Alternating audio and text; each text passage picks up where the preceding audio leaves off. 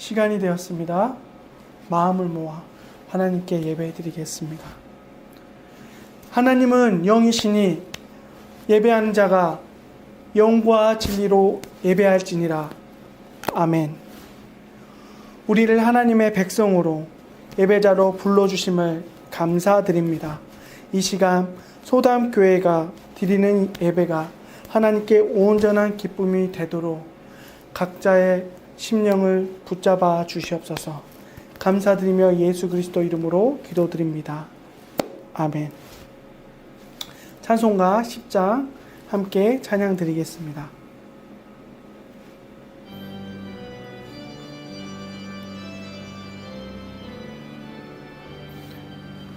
전능왕 오셔서 주 이름 찬송케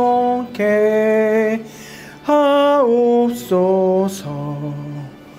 영광과 권능의 성부여 오셔서 우리를 다스려 주옵소서. 강생한 성자여 오셔서 기도를 들으소서. 택하신 백성들 복 내려주시고 거룩한 마음을 주옵소서. 위로의 주 성령 오셔서 큰 증거 주옵소서.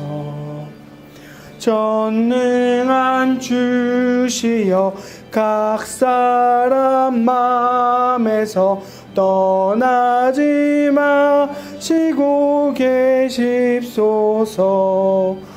성삼위일체께 한없는 찬송을 드립니다.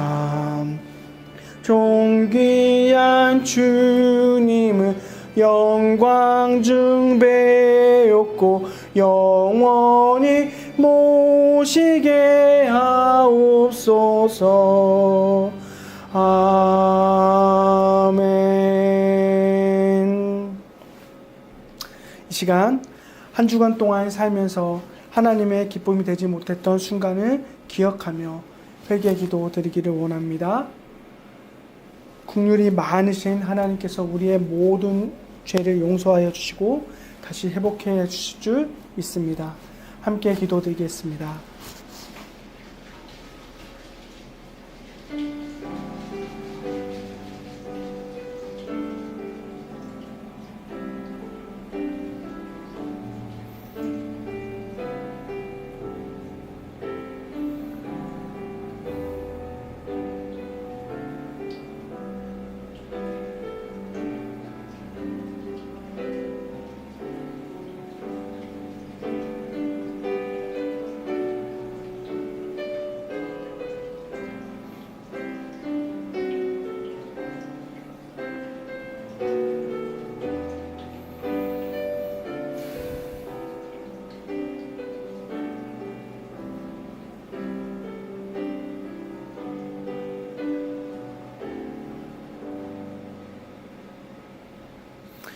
내 이름으로 일컫는 백성이 그들의 악한 길에서 떠나 스스로 낮추고 기도하여 내 얼굴을 찾으며 내가 하늘에서 듣고 그들의 죄를 사하고 그들의 땅을 고칠지라. 아멘. 우리의 모든 죄를 용서하여 주시고 다시금 하나님의 기쁨이 되게 하기 위해서 회복하여 지켜주시는 주님 은혜를 감사드립니다. 날마다 주님의 은혜 가운데 살아가는 귀한 믿음의 백성 될 수 있도록 주님 붙잡아 주시옵소서. 어려운 때입니다. 세계가 우리 대한민국이 어려운 때를 지나가고 있습니다. 하나님 긍휼을 베풀어 주셔서 하루속히 이 어려움이 지나가고 우리가 다시 한번 같은 시간, 같은 장소에 모여서 함께 한 목소리로 하나님께 찬양과 경배와 영광 드릴 수 있는 귀한 은혜의 시간 허락하여 주시옵소서. 어려운 때를 위해서 수고하는 많은 사람들이 있습니다. 나라를 다스리는 사람들, 병자들을 치료하고 고치는 사람들, 보이는 곳, 보이지 않는 곳에서 이런저런 수고를 하는 모든 사람들을 주님 축복하여 주시고 그들이 더욱 깨끗하고 의로운 마음으로 나라를 섬기고 다른 사람들을 섬길 수 있는 더 큰 힘을 부어 주시옵소서. 감사드리며 예수 그리스도 이름으로 기도드립니다. 아멘.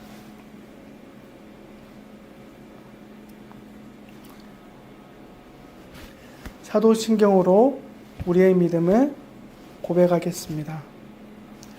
전능하사 천지를 만드신 하나님 아버지를 내가 믿사오며 그 외아들 우리 주 예수 그리스도를 믿사오니 이는 성령으로 잉태하사 동정녀 마리아에게 나시고 본디오 빌라도에게 고난을 받으사 십자가에 못 박혀 죽으시고 장사한 지 사흘 만에 죽은 자 가운데서 다시 살아나시며 하늘에 오르사 전능하신 하나님 우편에 앉아 계시다가 저리로서 산자와 죽은 자를 심판하러 오시리라.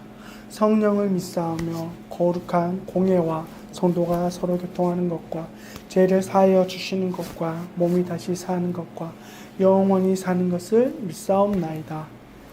아멘. 찬송가 384장 함께 찬양 드리겠습니다. 384장입니다.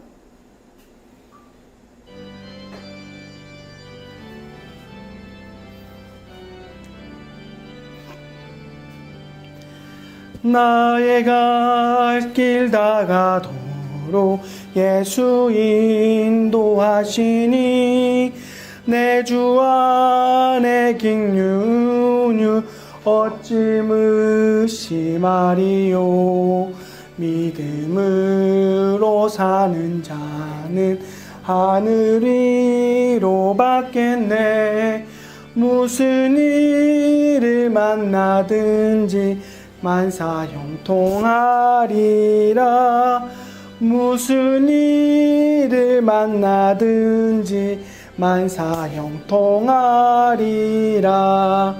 나의 갈 길 다가도록 예수 인도하시니 어려운 일 당한 때도 족한 은혜 주시네. 나는 심히 고단하고 영혼 매우 가라나 나의 앞에 반석에서 샘물 나게 하시네.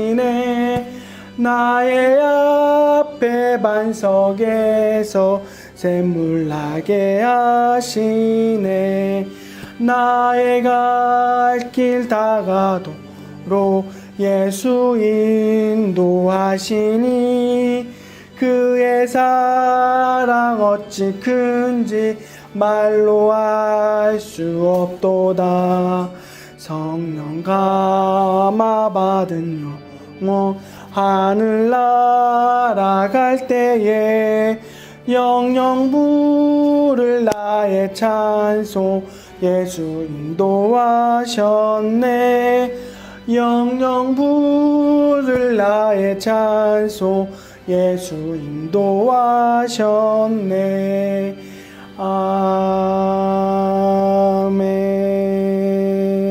아멘. 오늘 우리에게 주시는 하나님 말씀은 창세기 37장 1절에서 11절 그리고 39장 1절부터 5절 말씀입니다. 제가 읽어드리도록 하겠습니다. 야곱이 가나안 땅 곧 그의 아버지가 거류하던 땅에 거주하였으니 야곱의 족보는 이러하니라. 요셉이 17세의 소년으로서 그의 형들과 함께 양을 칠 때 그의 아버지의 아내들 비라와 실바의 아들들과 더불어 함께 있었더니 그가 그들의 잘못을 아버지에게 말하더라. 요셉은 노년에 얻은 아들이므로 이스라엘이 여러 다른 아들들보다 그를 더 사랑함으로 그를 위하여 채색 옷을 지었더니 그의 형들이 아버지가 형들보다 그를 더 사랑함을 보고 그를 미워하여 그에게 편안하게 말할 수 없었더라. 요셉이 꿈을 꾸고 자기 형들에게 말하매 그들이 그를 더욱 미워하였더라. 요셉이 그들에게 이르되 청하건대 내가 꾼 꿈을 들으시오. 우리가 밭에서 곡식단을 묶더니 내 단은 일어서고 당신들의 단은 내 단을 둘러서서 절하더이다. 그의 형들이 그에게 이르되 내가 참으로 우리의 왕이 되겠느냐, 참으로 우리를 다스리게 되겠느냐 하고 그의 꿈과 그의 말로 말미암아 그를 더욱 미워하더니 요셉이 다시 꿈을 꾸고 그의 형들에게 말하여 이르되 내가 또 꿈을 꾼즉 해와 달과 11별이 내게 절하더이다 하니라. 그가 그의 꿈을 아버지와 형들에게 말하매 아버지가 그를 꾸짖고 그에게 이르되 내가 꾼 꿈이 무엇이냐, 나와 내 어머니와 내 형들이 참으로 가서 땅에 엎드려 내게 절하겠느냐. 그의 형들은 시기하되 그의 아버지는 그 말을 간직해 두었더라. 39장 1절. 요셉이 이끌려 애굽에 내려가매 바로의 신하 대장 애굽 사람 보디발이 그를 그리로 데려간 이스마엘 사람의 손에서 요셉을 산이라. 여호와께서 요셉과 함께 하심으로 그가 형통한 자가 되어 그의 주인 애굽 사람의 집에 있으니 그의 주인이 여호와께서 그와 함께 하심을 보며 또한 여호와께서 그의 범사에 형통하게 하심을 보았더라. 요셉이 그의 주인에게 은혜를 입어 섬김에 그가 요셉을 가정 총무로 삼고 자기의 소유를 다 그 손에 위탁하니 그가 요셉에게 자기의 집과 그의 모든 소유물을 주관하게 한 때부터 여호와께서 요셉을 위하여 그 애굽 사람의 집에 복을 내리심으로 여호와의 복이 그의 집과 밭에 있는 모든 소유에 미친지라. 아멘.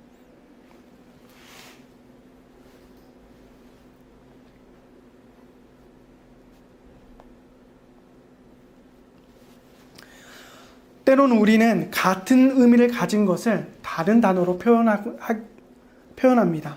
이런 현상은 흔히 사투리에서 발견할 수 있습니다.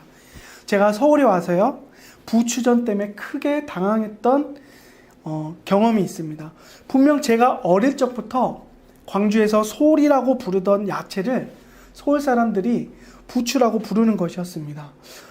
제가 알기로는 분명 솔인데 서울 사람들이 부추라고 불렀습니다.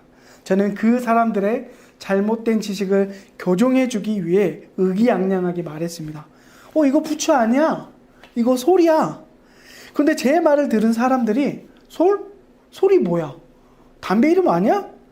이렇게 말하면서 이상한 눈으로 저를 쳐다봤습니다.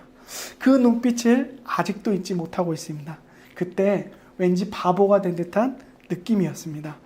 우리는 이처럼 같은 것을 다른 단어로 표현하기도 하지만 반대로 서로 다른 것을 동일한 단어로 표현할 때도 있습니다. 오늘 함께 읽은 본문에 등장하는 형통이 바로 그러합니다. 혹시 형통을 싫어하시는 분 계십니까? 아마 모두 형통을 좋아하실 겁니다. 우리나라 사람들은 복만큼이나 형통을 좋아합니다. 만사 형통은 두말할 것 없지요. 그런데 형통은 누가 말하느냐에 따라서 다른 의미를 갖게 된다는 거 알고 계십니까? 형통의 사전적 의미는 모든 일이 뜻과 같이 잘 되어감. 모든 일이 뜻과 같이 잘 되어감입니다. 듣기 좋은 말입니다. 그런데 하나님을 믿는 사람들과 그렇지 않는 사람들이 말하는 형통에는 분명한 차이가 있습니다. 어떤 차이가 있을까요? 먼저 모든 일이 뜻과 같이 잘 되어감이라는 형통의 정의에서 누구의 뜻대로 잘 되어간다는 말입니까? 하나님을 믿지 않는 사람들은 지금 하는 일이 자신의 뜻대로 이루어질 때 형통하다고 말을 합니다. 잘 되어간다는 말에 전제가 있는 것입니다. 그것은 반드시 내 뜻대로입니다. 내 뜻대로. 그 일이 옳든지 옳지 않든지 그것과 관계없이 내 바램대로만 성취된다면, 그 결과가 나를 기분 좋게만 만든다면 형통하다고 말하는 것입니다. 그렇죠? 비록 내 뜻과 바램이 악취가 날지라도 겉으로 볼 때 아름다운 꽃을 피운다면 형통이라고 말하는 것입니다. 자, 그렇다면 여러분이 생각하는, 우리 하나님이 백성들이 생각하는 형통은 무엇일까요? 오늘 요셉의 인생을 통해서 성경이 말하는 형통은 무엇인지, 형통한 삶을 살기 위해서 저와 여러분은 어떠해야 되는지 함께 살펴보는 시간을 갖도록 하겠습니다. 요셉 이전까지는 언약의 상속자라는 개념이 주로 한 사람에게 집중되어 나타납니다. 아브라함이 그랬고요. 노아도 많은 사람들 중에 유일하게 하나님과 동행했고 하나님과 언약을 맺었죠. 아브라함도 마찬가지였습니다. 그리고 아브라함의 두 아들 이삭과 이스마엘 중 이삭이 언약의 상속자가 됩니다. 그리고 이삭의 쌍둥이 아들 에서와 야곱 중 야곱이 언약의 상속자가 되어서 하나님과 언약적 관계를 맺습니다. 그러나 야곱 이후로는 단 한 사람만이 언약의 상속자가 되는 구조가 희미해집니다. 많은 후손 중에 단 한 사람이 아니라 많은 나라 중 이스라엘이라는 한 나라가 하나님과 언약을 맺게 됩니다. 그렇다면 이런 상황에서 야곱의 12아들 중 요셉이 왜 성경의 조명을 받게 되는 걸까요? 그 이유는 야곱의 후손이 이스라엘이라는 한 나라로 형성되는 변곡점에 바로 요셉이 하나님께로부터 쓰임 받았기 때문입니다. 그렇기 때문에 야곱의 12아들 중 장자가 아님에도 불구하고 요셉의 인생이 조명받는 것입니다. 자, 여러분은 요셉에 대해서 어느 정도 알고 계십니까? 요셉은 야곱의 12아들 중 11번째로 태어난 아들입니다. 그러나 태어난 순서와는 달리 요셉은 야곱에게 심적으로 장자였습니다. 야곱이 가장 사랑했던 아내 라헬과 사이에서 어렵게 얻은 아들이기 때문에 요셉은 야곱에게 심적으로는 장자였습니다. 아버지 야곱은 요셉을 편애하며 오직 요셉에게만 채색 옷을 지어 입힙니다. 이 채색 옷이 정확하게 어떤 형태인지는 우리는 알 수는 없습니다. 그러나 이 옷은 왕족이나 귀족들이 입었던 옷이었고 다른 형제들과 요셉을 구분지었습니다. 어찌 보면 요셉을 향한 형들의 질투는 너무나도 당연한 것이었습니다. 여기에 눈치가 없었던 요셉의 행동은 형들의 분노에 기름을 붓습니다. 아버지에게 형들의 잘못을 가감없이 신나게 고자질하는 요셉의 솔직함이 참 어이가 없습니다. 요셉을 생각하면 제일 먼저 꿈을 떠올리는 사람들이 많이 계실 겁니다. 결과만을 본다면 요셉은 꿈을 잘 꾸었고 애구방의 꿈, 해몽을 잘해 성공한 인생처럼 보입니다. 그는 형들의 곡식단이 자신의 곡식단에게 절하는 꿈을 꾸었습니다. 그리고 속없이 곧이곧대로 형들에게 그 꿈에 대해서 설명을 해줍니다. 이때 요셉의 나이 17이었습니다. 17이면 사실 다 알만한 나이 아닙니까? 그렇죠? 형들이 뻔히 싫어할 것을 알면서도 불구하고 요셉은 정말 꿈의 모든 내용들을 형들에게 말을 했습니다. 정말 주목을 부르는 철부지와 같은 요셉의 모습입니다. 형들이 쏟아내는 분노를 이미 경험했습니다. 하지만 요셉은 한 번 더 자신이 꾸었던 다른 꿈에 대해서 형들에게 말을 합니다. 하늘의 해와 달과 11별이 자신에게 절했다고 아주 자랑스럽게 떠들어대는 것입니다. 이쯤 되면 요셉을 노예로 판 형들의 마음이 조금이나마 이해가 됩니다. 요셉은 자신의 꿈을 자랑스럽게 형들에게 말했지만 이상하게도 그의 인생은 그 꿈들과 다른 방향으로 흘러가기 시작했습니다. 형들로부터 경배가 아닌 분노를 받습니다. 결국 형들에 의해 그가 자랑하던 채색 옷이 벗겨지고 구덩이에 던져지는 치욕을 경험하게 됩니다. 그리고 애굽의 노예로 팔리게 되죠. 노예의 삶이 어떠한지 우리는 짐작하기도 어렵습니다. 인간으로서 대우받지 못하고 때로는 가축만도 못한 존재로 취급받는 게 노예의 삶이었습니다. 하지만 요셉은 주인 보디발에게 인정받았고 노예로서 다다를 수 있는 정점까지 이르게 됩니다. 이제는 모든 고생이 끝난 것 같은 그렇게 느꼈을 수도 있어요. 그러나 얼마 후 여주인의 성적 유혹으로부터 잘 도망쳤지만 결국 여주인에게 몹쓸 짓을 하려 했다는 누명이 씌어진 채 요셉은 감옥에 갇히게 됩니다. 다시 한번 그의 인생이 밑바닥으로 곤두박질 쳤습니다. 그가 17대 자랑스럽게 떠들고 다녔던 꿈들은 더욱 멀어졌고 더욱 희미해졌습니다. 여러분, 이 정도면 최악의 인생 아닙니까? 사실 이것보다 더 나쁠 수가 있나요? 하지만 그러한 요셉의 인생에 대해서 성경은 뭐라고 표현합니까? 오늘 함께 읽은 본문에서 2번이나 요셉을 형통한 자라고 표현하고 있습니다. 어디를 봐서 형통입니까? 아버지로부터 극진한 사랑을 받았던 존재에서 노예로 전락했습니다.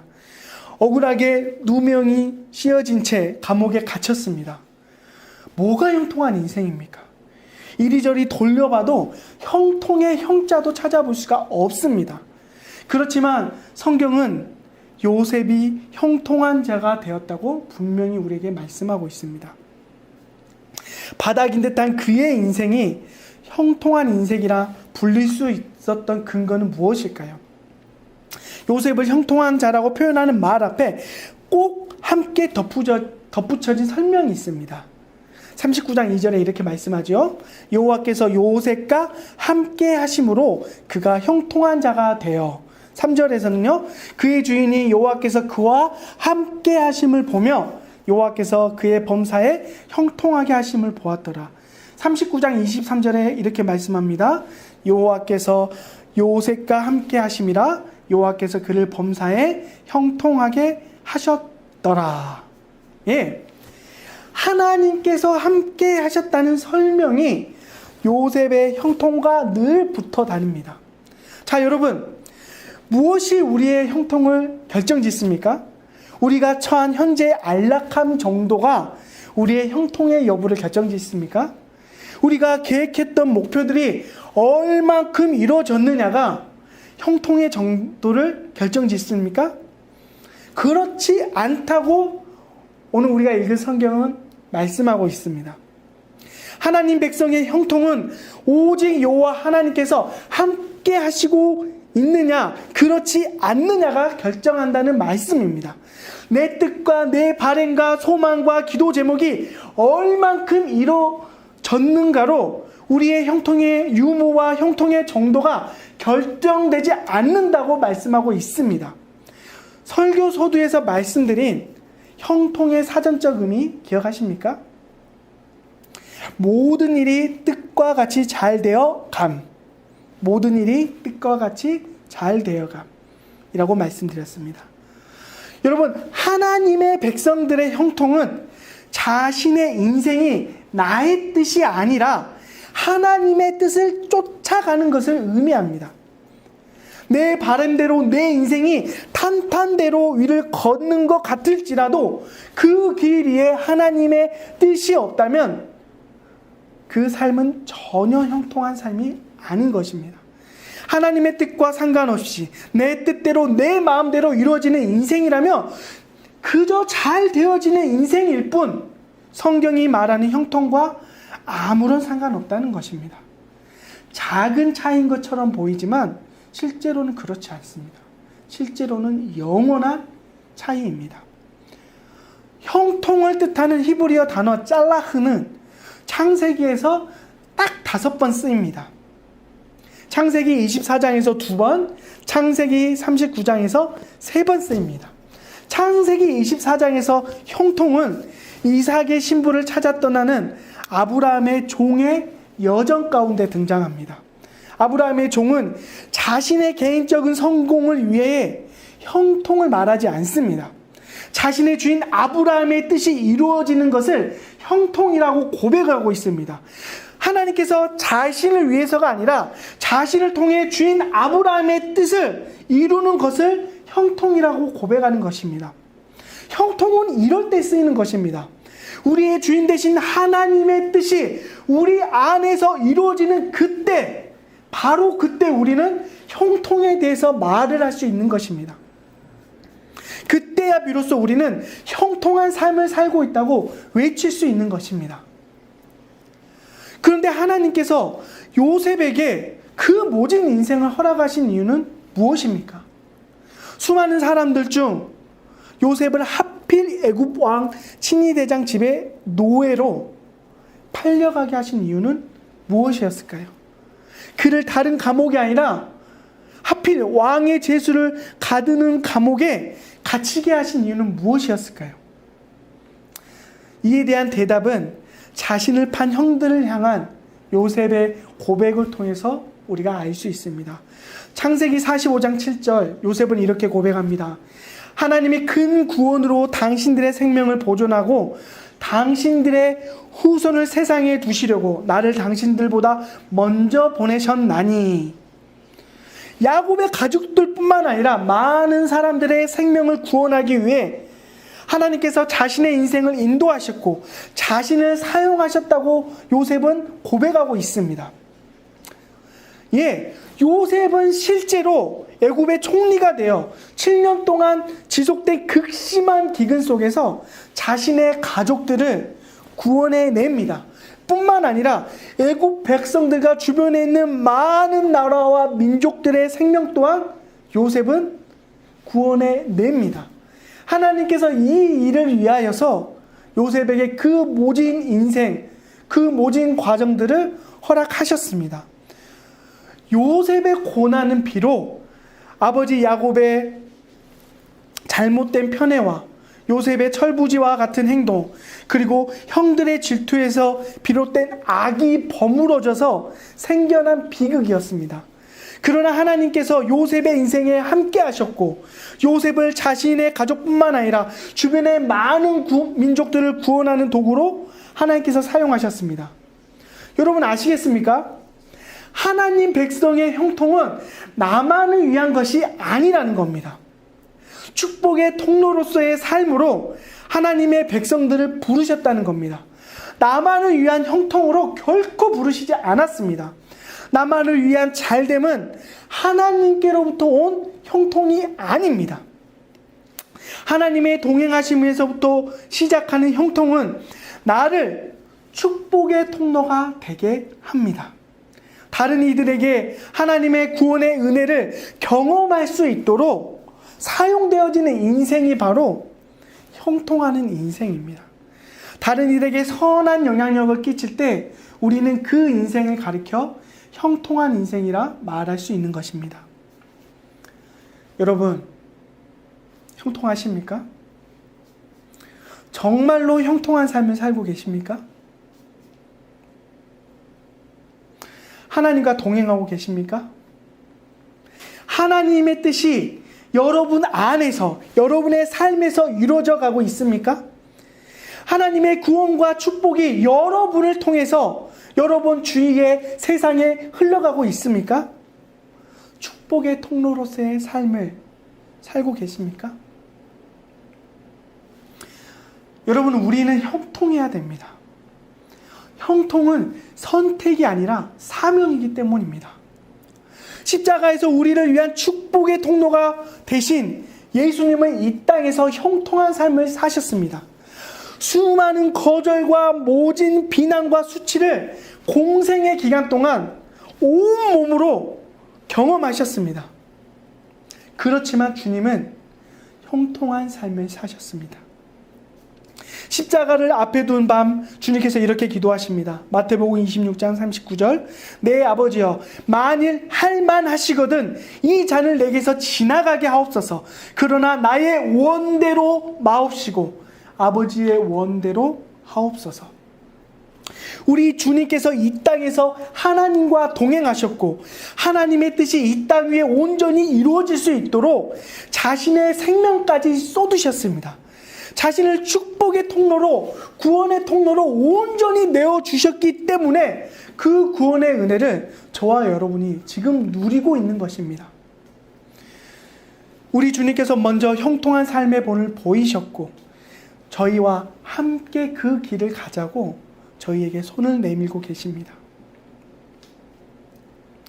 이 사명의 길을 함께 가자고 말씀하고 계십니다. 여러분, 예수님의 인생이 형통한 인생이셨음을 믿으십니까? 그렇다면 우리 주님께서 내민 손을 붙잡으십시오. 성경에서 가르치는 형통은 단순한 지적 동의가 아닙니다. 그저 가슴 한구석 찌르르한 감동이 아닙니다. 성경이 말하는 형통은 하나님의 동행하심이 실제로 삶 가운데 경험되어질 때 가능합니다. 목사님이 하나님께서 우리와 함께 하신다고 그랬어. 단순한 이런 차원의 것이 아니라는 겁니다. 인생의 선택 하나하나를 하나님의 뜻에 비추어서 결정하기 위해 몸부림칠 때 하나님의 형통을 우리는 삶 가운데 누릴 수 있는 것입니다. 여러분, 우리는 형통해야 됩니다. 나를 위해서가 아니라 하나님의 영광을 위해서 형통해야 됩니다. 하나님의 영광을 위한 형통이 곧 우리를 위한, 나를 위한 형통입니다. 오늘날 이 땅의 교회와 성도들이 우리 자신이 진정으로 형통한지 늘 고민해 봐야 됩니다. 진정 하나님과 동행하고 있는지, 하나님의 뜻이 교회를 통해, 성도의 삶을 통해 이 땅 가운데 드러나고 있는지, 교회와 성도의 삶을 통해 하나님의 영광의 빛과 구원의 은혜가 세상을 향해 흘러가고 있는지 우리는 끊임없이 살펴봐야 합니다. 하나님의 형통에 관심이 없으십니까? 그저 요셉이 오른 높은 저 총리라는 자리에만 관심이 계십니까? 그러나 하나님과 함께하지 않는 자리, 하나님의 뜻이 담겨지지 않는 그 자리는 형통의 자리가 아닙니다. 축복의 통로로서의 사명을 내팽개치고 오르고자 하는 꼭대기는 비상하기 위한 자리가 아니라 오히려 추락하기 위한 자리라는 사실을 잊지 마십시오. 그러나 저와 여러분은 성경이 말하는 형통한 삶을 살기를 바랍니다. 형통한 삶을 사시길 축복합니다. 세상이 알 수도 없는 평안과 만족을 하나님의 형통 속에서 우리는 맛보게 될 것입니다. 아멘. 아멘. 그 형통의 진가를 삶 속에서 맛보는 인생으로 사시기를 다시 한번 축복드립니다. 기도하겠습니다. 하나님 아버지, 감사드립니다. 우리에게 예수님을 통한 큰 구원의 은혜를 허락하여 주셨습니다. 우리를 형통한 삶으로 불러주셨습니다.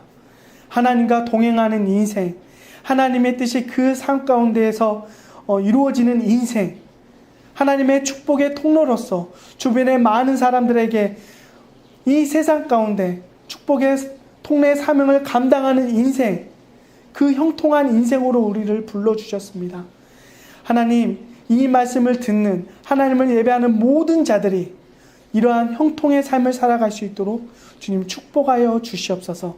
세상이 말하는 거짓 형통에 빠지지 않게 하여 주시고, 주님께서 손 내미신 그 형통의 사명에 함께 동참하는, 주님과 함께 나란히 걸어가는 주님의 귀한 백성들 될 수 있도록 주님 축복하여 주시옵소서. 감사드리며 이 모든 말씀 우리 구주 예수 그리스도 이름으로 기도드립니다. 아멘. 다 함께 내 마음의 주를 향한 사랑이 함께 찬양하도록 하겠습니다.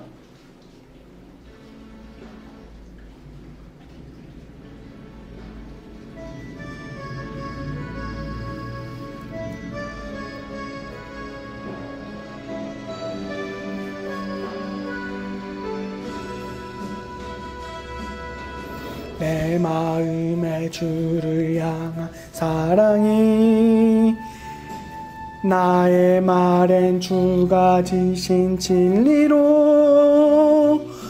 나의 눈엔 주의 눈물 채워주소서.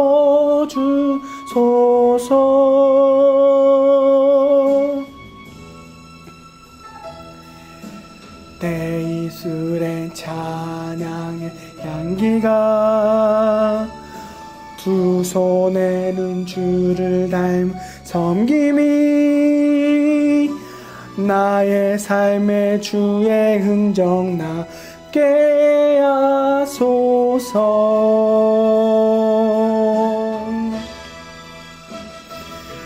하나님의 사랑이 영원히 함께하리. 십자가의 길을 걷는 자에게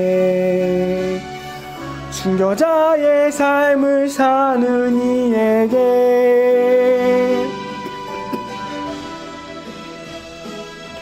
조롱하는 소리와 세상 유혹 속에도 주의 순결한 신부가 되리라. 내 생명 주님께 드리리.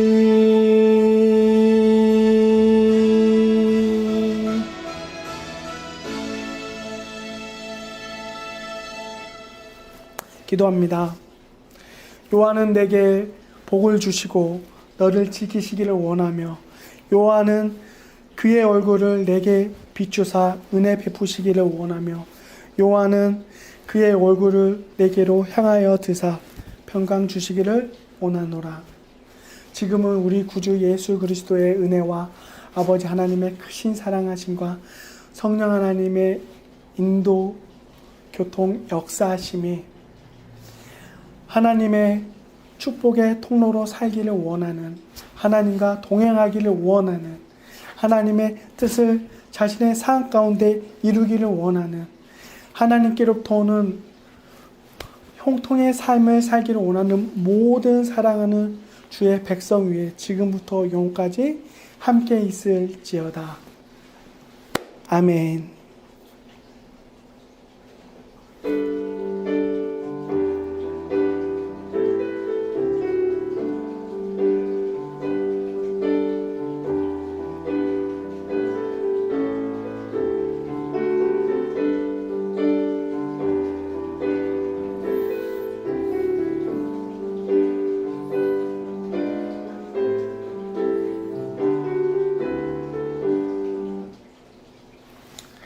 예배가 마쳤습니다.